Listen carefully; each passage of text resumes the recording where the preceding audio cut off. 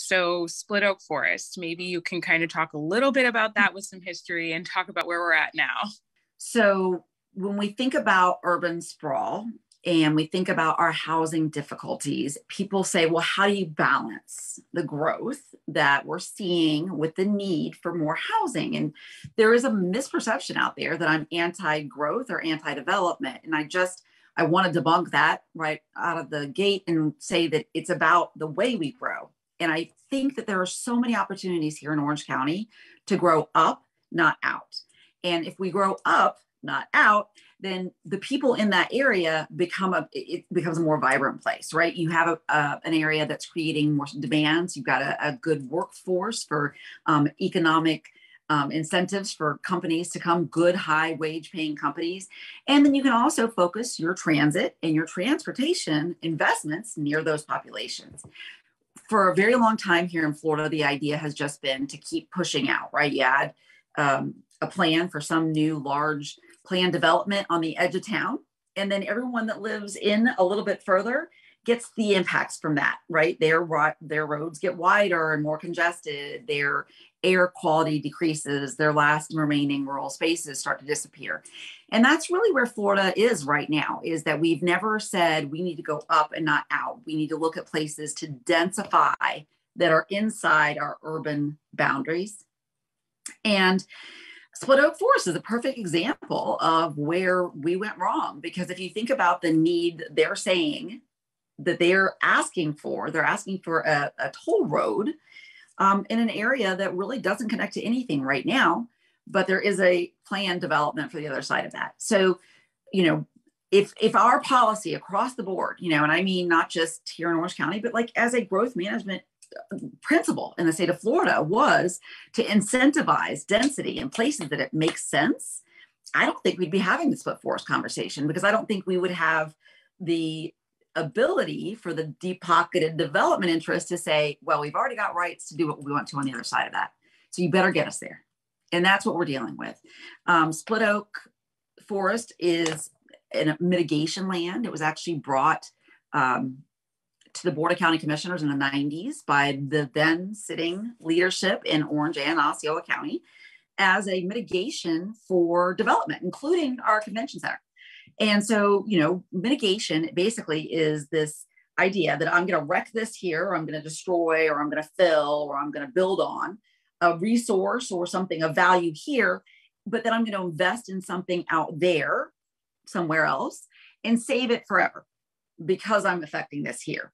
And split oak forest, in part, and there's lots of parts that came together to make it what it is today, but in part was mitigation for this really impactful development in places that were sensitive, near the headwaters of the Everglades and, all over actually South District 1. So, people are like, oh, that's not in your district. And I'm like, no, listen, there's a couple of things we got to make sure that we're being really clear about. Split oak forest right now is held, the ownership is public. It's a public piece of land. And it was paid for by tax dollars. So even if I wasn't a leader here, I would still be really concerned about what you were doing with my tax dollars. And to say that the cheapest way to get this toll road put in is to cut across public lands tells you we haven't valued them correctly.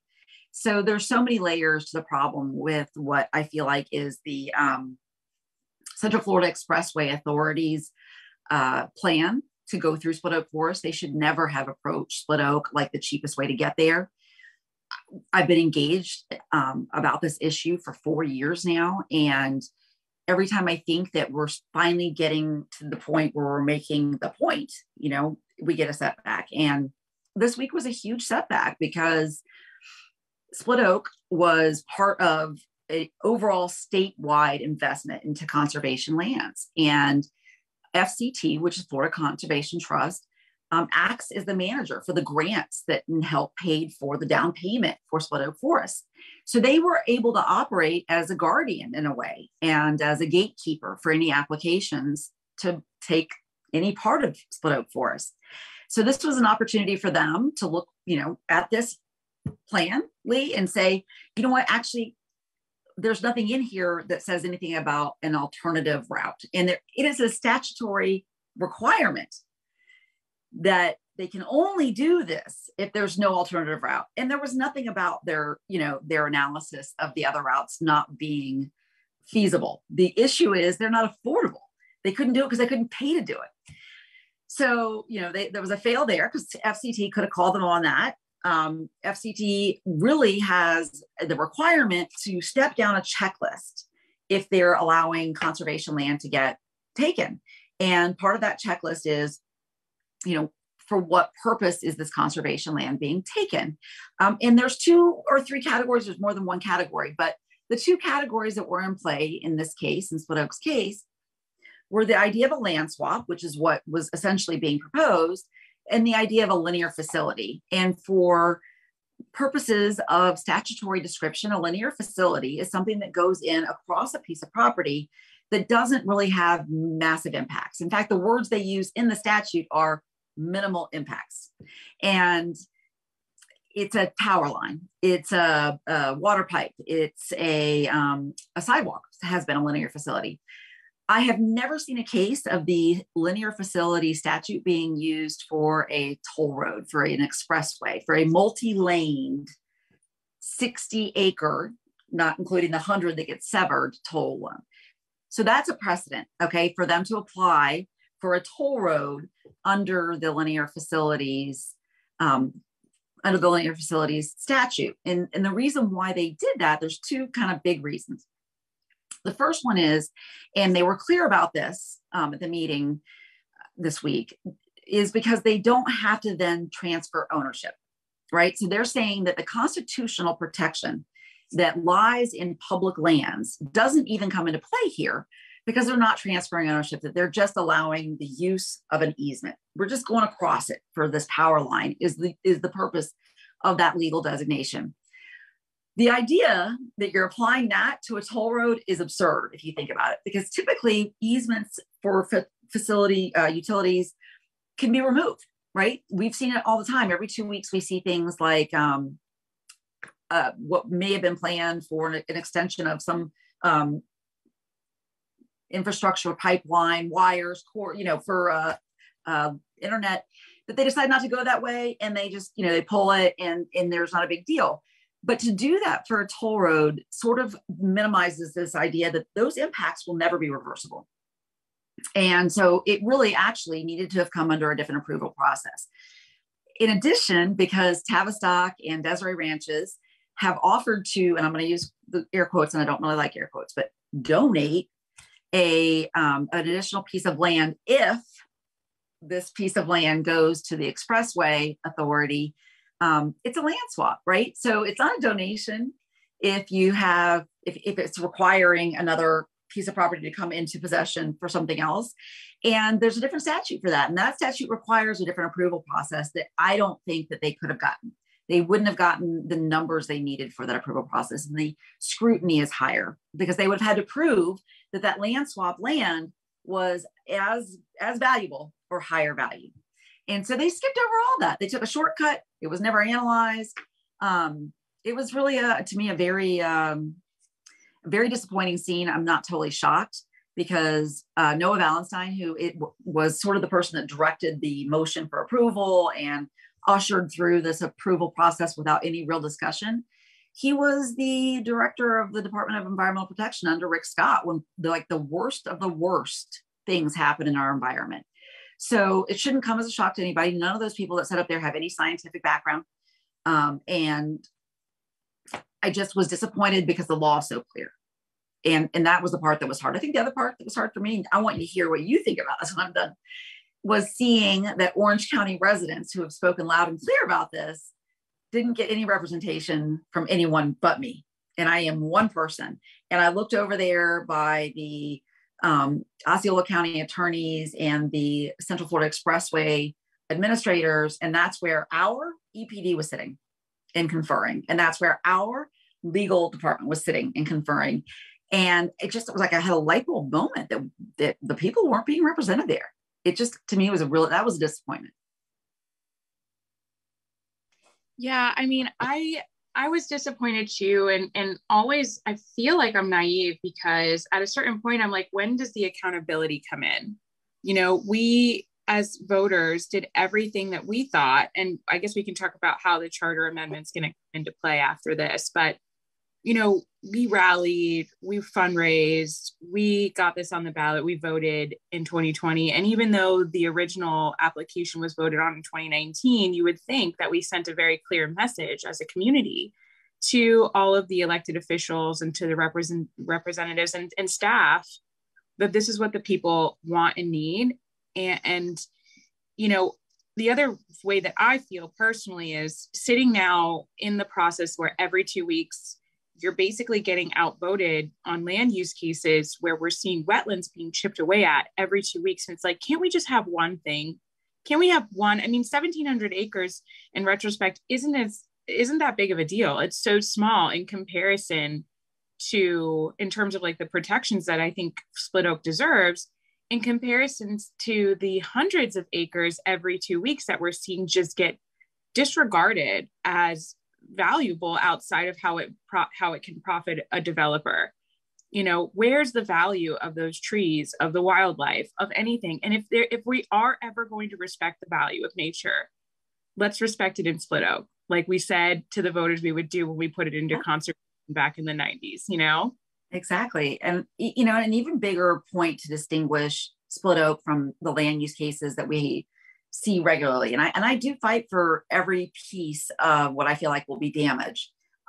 Anytime I see any wetland impacts, I apply our charter amendment, right? So we also voted for the right to clean water.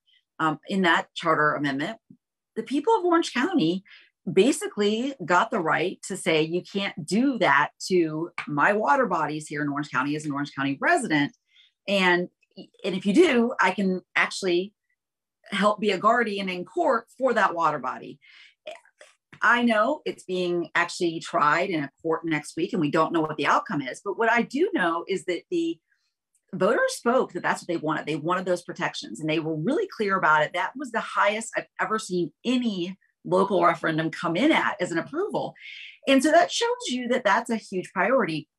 Well, as a local commissioner, then my job is to make sure I'm infusing that in every single decision. I learned so much from you, Commissioner, on like legal standing and precedents and what that means when it comes to future cases where other conservation areas could be at risk. Yeah. You said that Split Oak Forest is one of the most well-protected forests in the entire state in terms of like putting it into a trust and having legal barriers to make sure that it's never touched.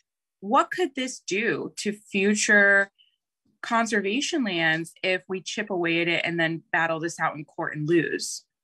Listen, this was the concern of, and I mean, how many different organizations were in the room? I mean, we had the Legal Men voters, we had the Florida conservation voters, and they all had, in the original author, by the way, of some of the language in Florida Communities Trust, which is that grant program for the state, was a law professor at Stetson University, somebody who I consider, I put him on a platform, and anytime I get to work with him, I feel like I'm working with, legal greatness. He wrote a letter to Florida Communities Trust and said that if this happens, that there is the possibility of nothing being off limits. If this meets the threshold for things that can be allowed on public conservation lands, that there's really no stopping what that interpretation could open. So having those sort of broader implications for what our protections are under the state constitution and under the different agencies and statutes that supply those agencies with their rules, this really goes around all of those things and makes like a loophole in the law. So the land use cases, and this is what I think I was trying to say before I cut myself off on the TV on Zoom, but the loophole. Okay, so when we see cases, most of the time in Orange County in our land use that we are so frustrated with, we're dealing with private property owners and private developers, right? So we don't have, private property rights are so powerful, and we don't have a lot of opportunity to really claw back any wetlands even that are impacted, but we can say that this part of this piece of property needs to be off limits. That's where our space is, right?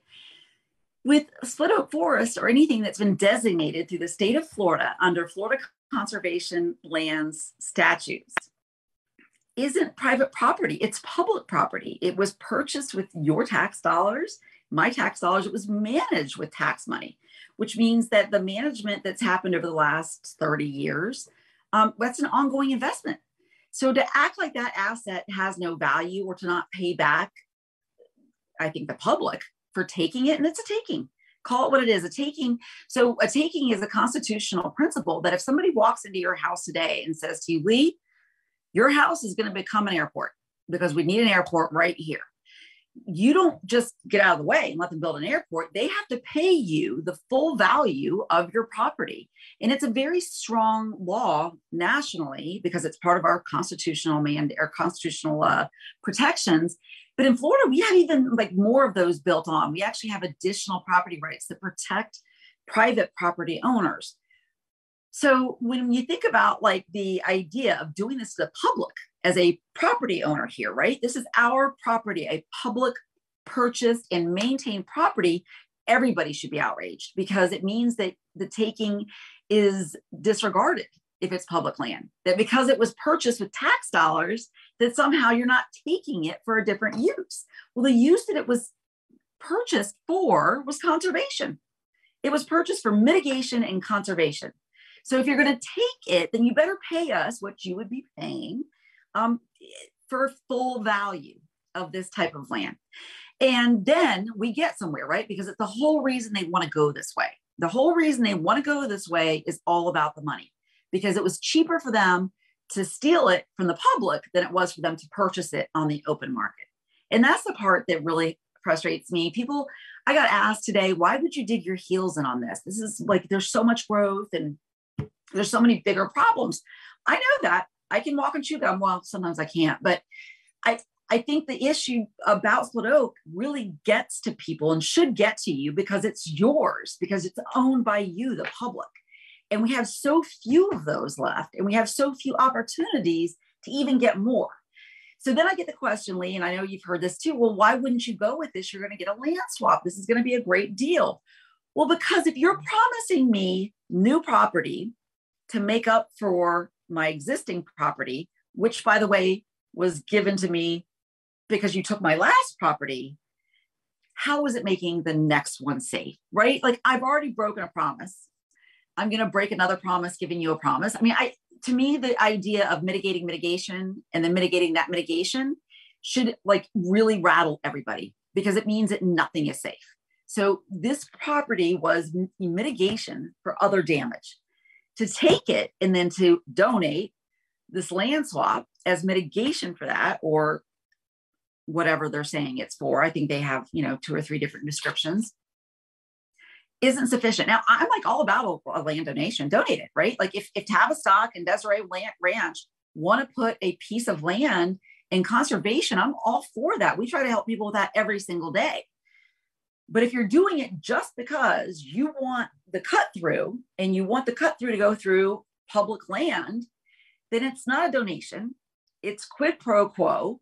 It's a deal, and it's a crappy deal for the public. So I think it makes a bigger deal, lot more sense when I talk about it in ways of all the impacts it could have on all the conservation property across the state. And it should terrify everybody. This happened at our state agency that they literally have the word trust in their name. Right. And, there's a lot there too, because they don't have information on that land that they're donating to us, whether it has any ecological value in comparison to the ecological value, which we don't quantify when we're talking about costs or negotiating, right, as Toll Road would go. If you heard, which we'll cut it up and share it, if you heard Valerie Anderson, who is the champion of the Friends of Split Oak, if you heard her go through her presentation at the Berry Law Rights of Nature Symposium, the history of Split Oak, that southern region, has some of the most flourishing and biodiverse ecological ecosystems in the entire forest. So they're severing some of the most critical habitats, but then giving us potentially junk land that saying is, oh, it's 1,500 acres. It's so much more than what we would be taking if we basically severed that property in half with this toll road. They're not being honest about habitat fragmentation and what that does. They're not being, because habitat fragmentation, for those of you, quick ecology 101, when you cut through forests that have hundreds and hundreds and hundreds of years of building that biodiversity and building up those various plants and animals that live in unison with each other, when you cut through that, you're doing damage, not just to that area, but to the buffer areas all around it, and then causing it severs an ecological collapse. Whether it's a bridge or not, you're causing a lot of ecological collapse, not to mention all the pollution from the cars and runoff. And we'll leave that for another day. But, then you also have the fact that when a gopher tortoise, for example, goes to eat something like, gopher apple, like the plants that grow as a plant cover on the ground, it grows horizontally. Something like a fire helps clear a lot of the shrubs, which is a natural occurrence, so that that plant can grow again and again and help make room for sunlight to come in. Controlled burns are really essential for habitat health. You can't burn if a road is right there, because you can't close the road and let a fire run across the area. So you're now causing long-term impacts to the food and nutrient resources for these animals, as one example. So the list goes on and on and on of how their ideas behind this land swap, basically, or donation, would be less effective for the people who put it into conservation to preserve the animals there in their peak of health. Exactly. It's so well said. I think there's a real disconnect between the people who are really trying to push this through and what actually happened at Split Oak Forest. And that's the part that's very interesting to listen to the scientists on, because they will tell you that this has been an active management and sort of a resource pooling of experts to bring this type of ecosystem into place. And, the idea of just running something up and over it, that's not going to damage it is crazy. We know the danger of smoke and highways. We know once visibility goes down, and especially in an area where there's going to be a curve, that you can't do that. Rightfully, it would be an absolute disaster and a huge safety risk.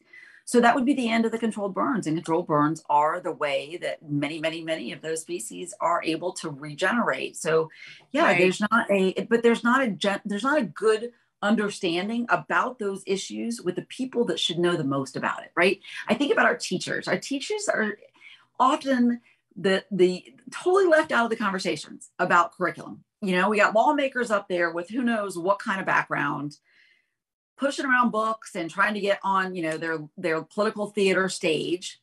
It should be teachers making these decisions. We should have teachers making those decisions. It's no different here, where we had, how many scientists do you think got up and said, the reason why you can't do this is, and then laid out the reasons. And then we get the politician from Osceola County who comes up and he's like, well, it was man-made anyway. And I'm like, he's taking credit for a tree or a gopher tortoise. I'm confused. Horrible, right? Like, it was just an atrocious thing to say, that he thought right. Because we conserved something that we created something. No, God created that. That was nature. Let Mother Nature get credit for that. But yeah, you conserved up until now. Does that mean that you have the right to destroy it? I don't think so. I don't think so. Well, another point to bring up, the irony, you brought up money, that this is all about money. And someone had spoke, I think it was Chuck O'Neill, had made in his comment that there's $100 million on the table here. There are other routes of private landowners who are coming ready to sign a deal saying, take my private property, but you're going to pay for it. Yeah. And they are trying to say, no, we want it on the cheap. We want it subsidized by taxpayer dollars. But in the same week, in the same less than 7 days from yesterday, we're going to talk about adding a tax for residents to pay for future transportation needs. The irony of this is that, why are you not pushing back on Central Florida Expressway, you as in the board who is maybe trying to progress a transportation sales tax on residents, why are you not pushing back on Central Florida Expressway and saying, if you want split oak forest, here's our price, and we're going to factor in the ecological impact of this forest that taxpayers have pumped a lot of money into preserving and helping to maintain.